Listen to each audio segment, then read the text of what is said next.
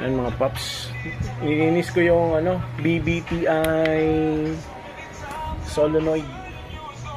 Yan ang dahilan pagka humihina ang hatak. Ayan, tinanggal ko na. Wala kasi yung tagakuha ng picture kaya inano ko na. Ayan siya.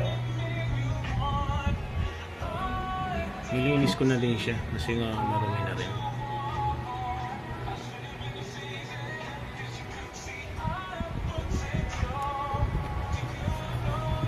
Ayan guys, nilinis ko muna. Ang problema kasi nito pag ito marumi na masyado, ito yung convention ng pumapasok yung langis. So hinahatak mo pagka mahina na yan. So para malinis siya, gaganda hatak lalo niya.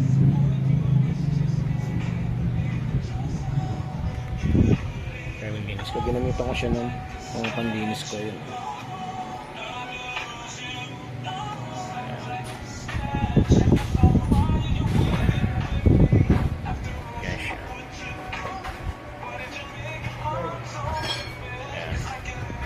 Ilaw mo ganun.